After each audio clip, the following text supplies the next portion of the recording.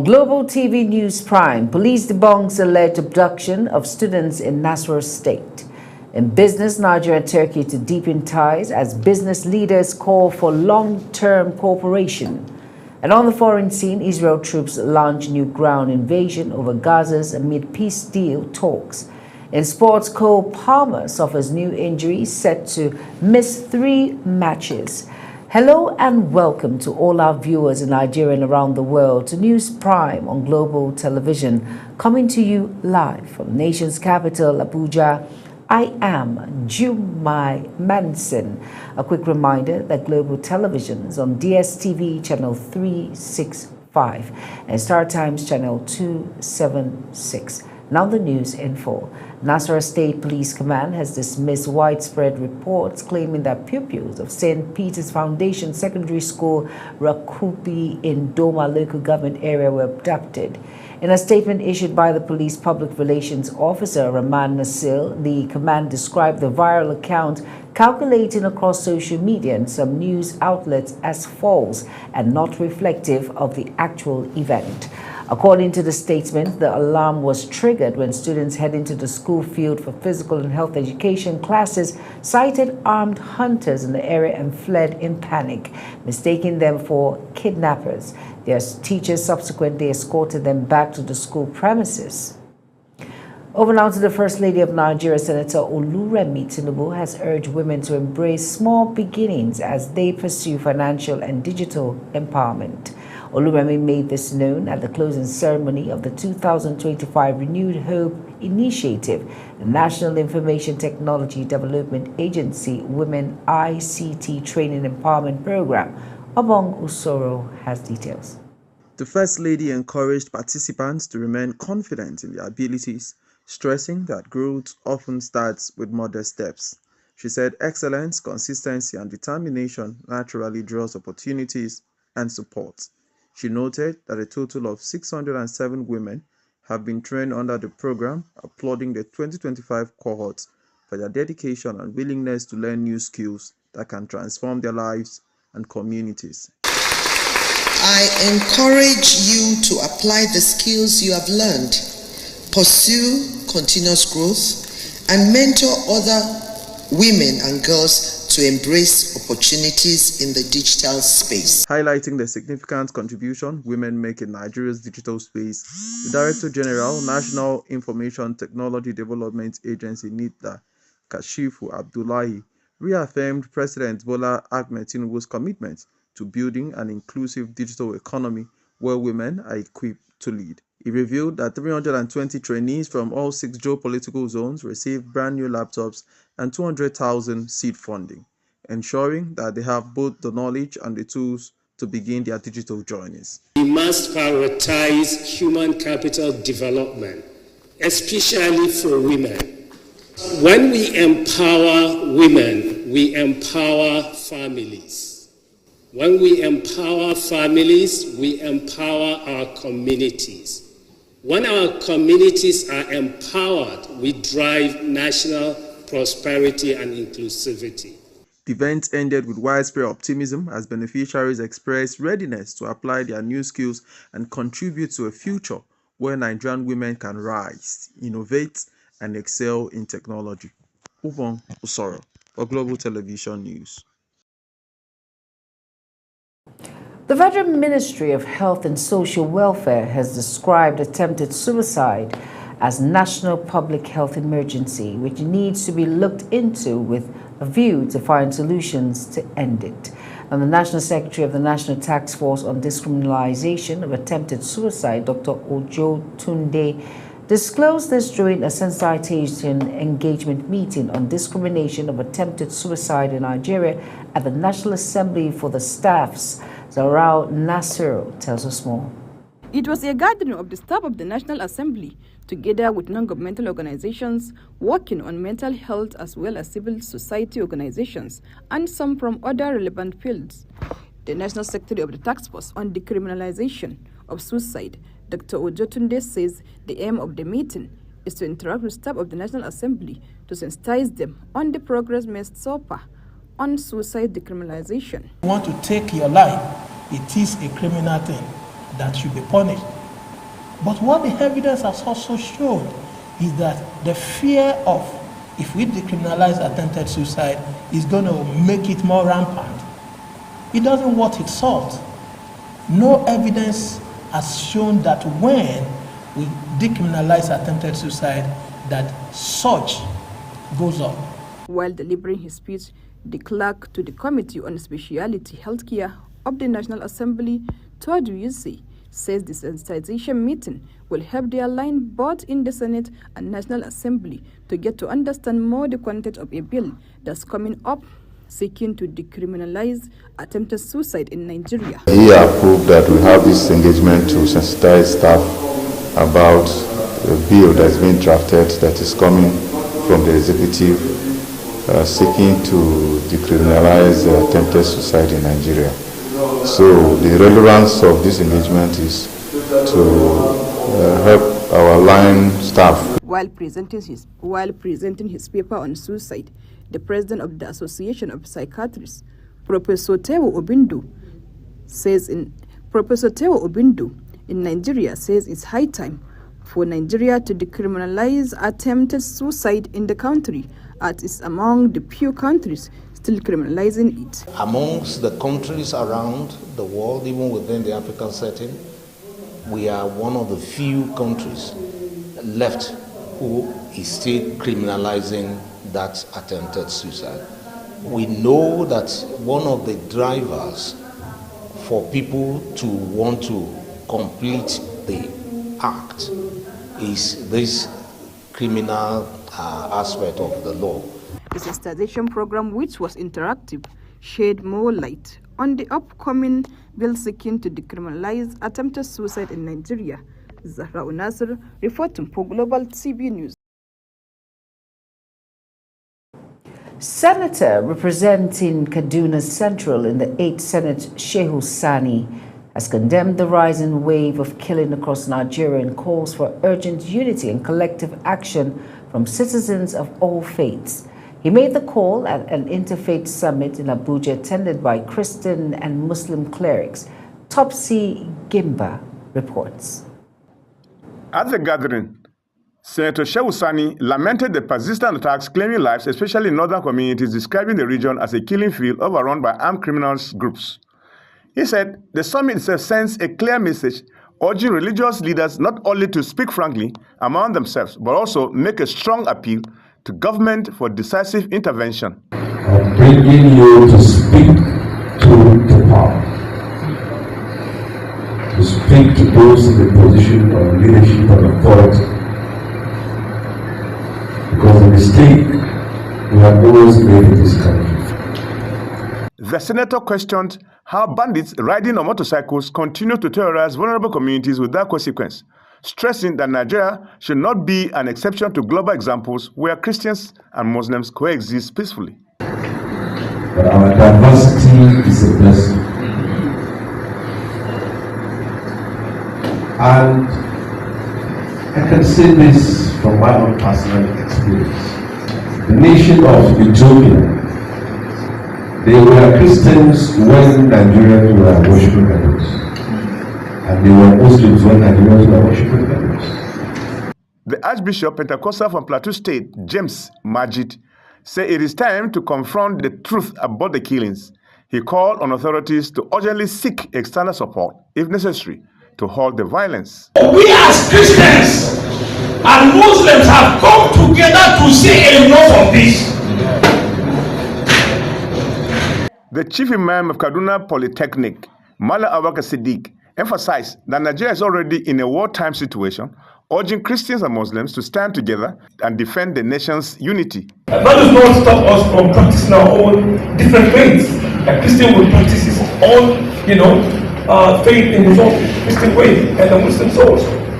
So there must be that, unity and diversity. Participants at the summit, organized by the Africa Freedom Foundation YARI, AFF, proposed various approaches to end the insecurity bedeviling the country. Topsy Gimba, reporting for Global Television News.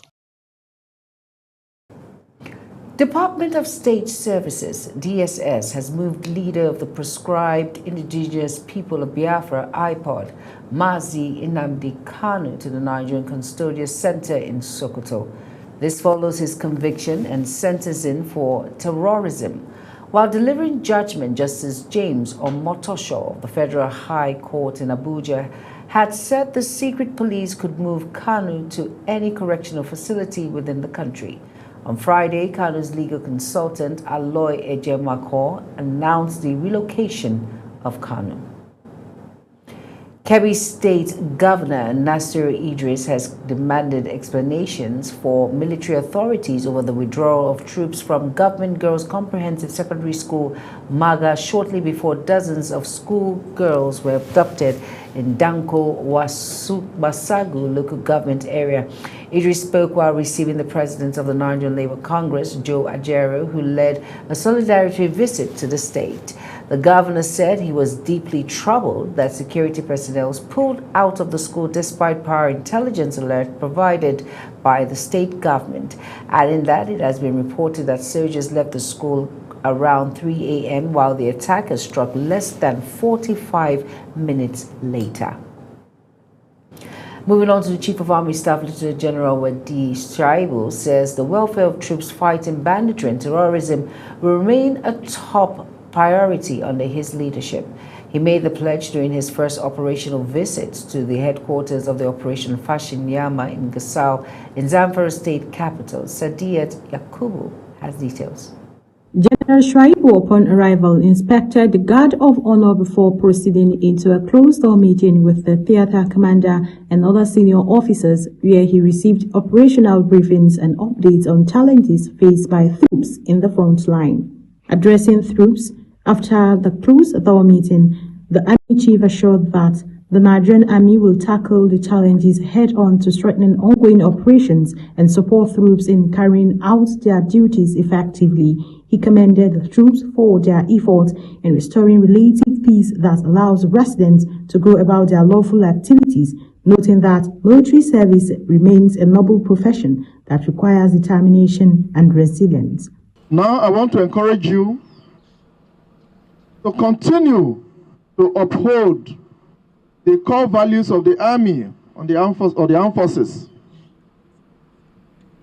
so that we will be able to tackle the myriad of challenges that is confronting Operation Fasanyama area of responsibility. General Shaibu urged personnel to remain committed to the core values of Nigerian Army and sustain a pressure on bandits and their collaborators until normalcy is restored across the region.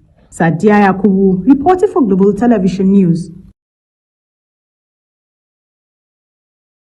Nobel laureate Wole Soyinka has strongly criticized U.S. President Donald Trump's latest comments on Nigeria, describing them as misleading and dangerously insensitive. He warned that Trump's remarks not only distort the nation's security challenges, but also risk deepening religious tensions. Global Television Benue State correspondent Felicity Indere reports that Soyinka made the remark during a courtesy visit to Governor Hyacinth Alia at the Government House in Makurdi. The report. According to Wole Soyinka, Trump's labeling of Nigeria as a country of particular concern and his threat of possible military intervention over alleged persecution of Christians failed to reflect the complex realities of Nigerians' insecurity. He said the conflicts in many parts of the country are rooted in criminality, land disputes, governance failures, and socio-economic pressures, not targeted religious persecution, as Trump suggested. I have some difficulties. I will not accept aid from a madman.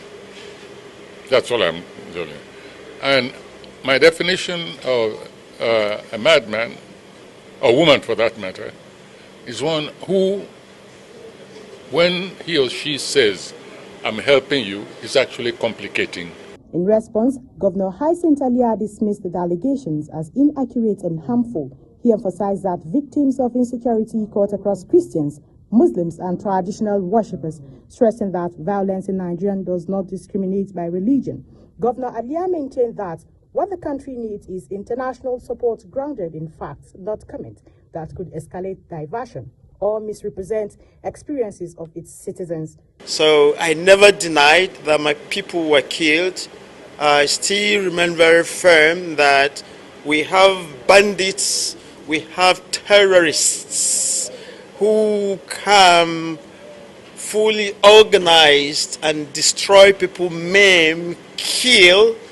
And the last time we had checked, as I have been consistently again, as I have been religiously stating. The meeting ended with a joint call for responsible global engagement and a deeper understanding of Nigerian security situation. Both leaders affirmed that the nation's challenges required informed solutions, not oversimplified narratives. Benue State Governor Hyacinth Alia has explained that his remarks at a function organized by the National Human Rights Commission on October 19, 2025 in Abuja was misunderstood and interpreted. A statement by Commissioner for Information and Orientation, Dr. Peter Egbodo, explained, for the avoidance of doubt, the governor's statement was neither an attempt to downplay the painful realities on ground, nor a dismissal of the grief of families who have lost their loved ones. Egbodo further stated that His Excellency is fully aware of the weight of every life lost in Benue State, and he continues to treat the security challenges confronting the state with urgency and seriousness they demand. Moving on to the Independent National Electoral Commission, INEC has officially launched a comprehensive voter education and inclusivity campaign ahead of the February 2026 Federal Capital Territory Area Council election. Speaking at the opening of the joint implementation meeting in Abuja, the Federal Capital Territory Resident Electoral Commissioner Aminu Kasimo Idris, represented by the Administrative Secretary Bimbo Oladujoye, said the meeting signals the official commencement of the Commission's voter education sensitization and inclusivity activities for the upcoming polls. Idris said the initiative is designed to ensure a free, credible, inclusive, and informative electoral process for all FCT residents. You are watching the live broadcast of News Prime. When News Prime returns, Maine reveals Dream 5 Aside team snubs Salah. Details coming shortly, plus business and sports stories on the other side of this break. Please stay with us.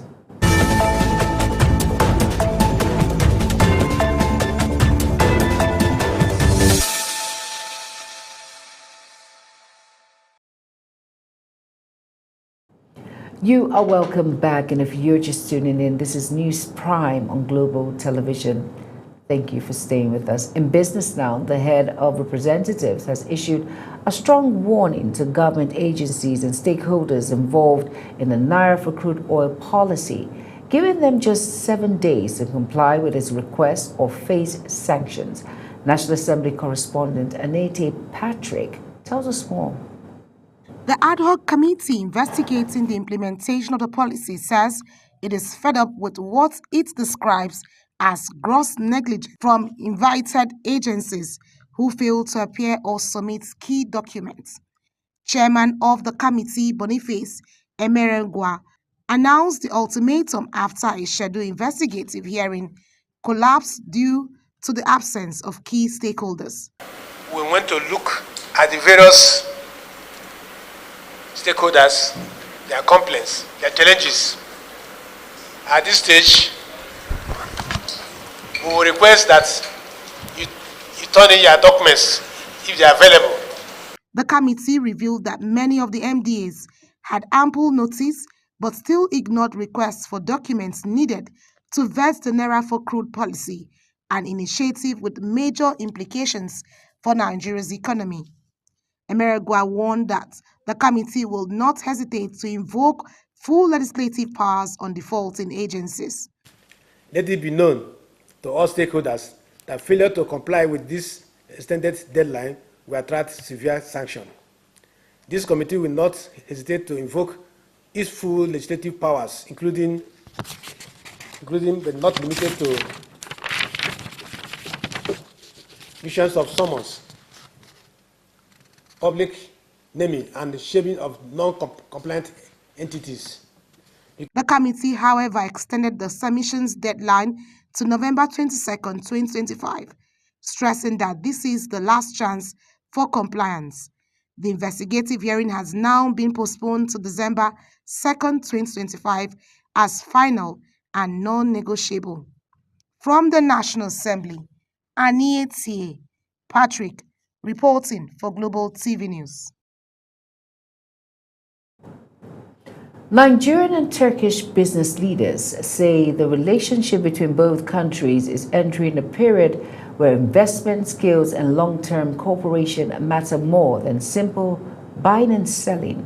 They argue that Nigeria's large consumer-based design sector and manufacturing potential place it in a strong position to benefit from deeper engagement with Turkish companies.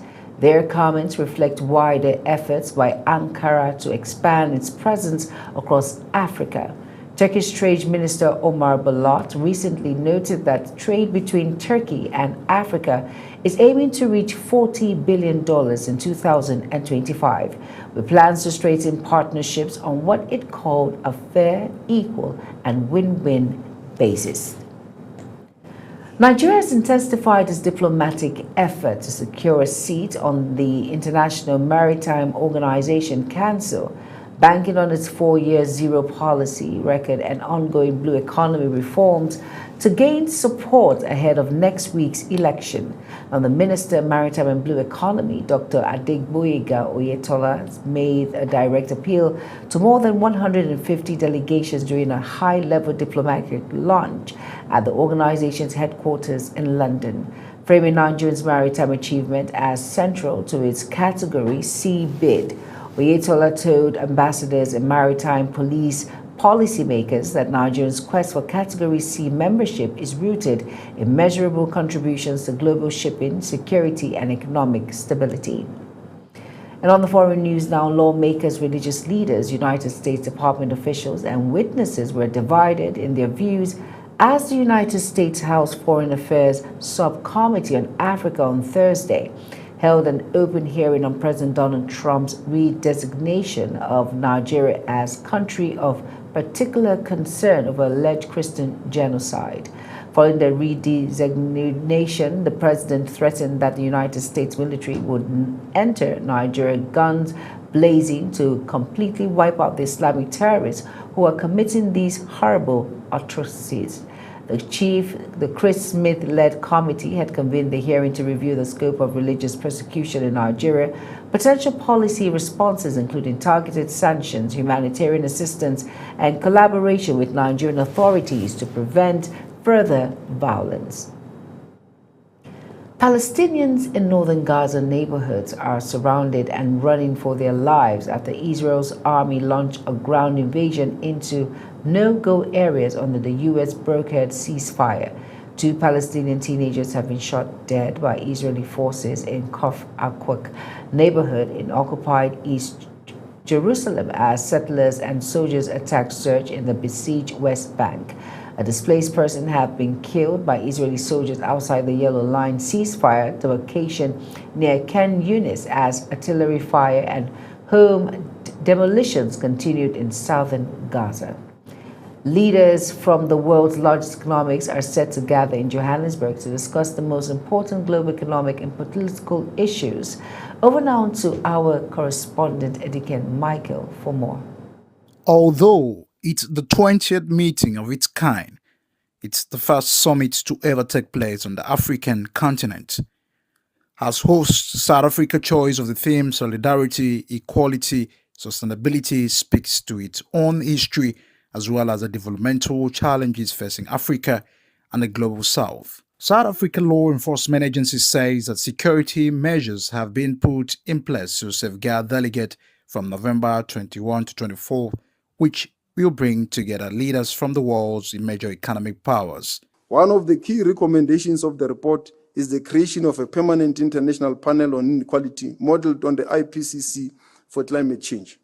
This will ensure that inequality continues to be discussed by leaders as an ongoing topic in the G20 and beyond, and including in other multilateral platforms.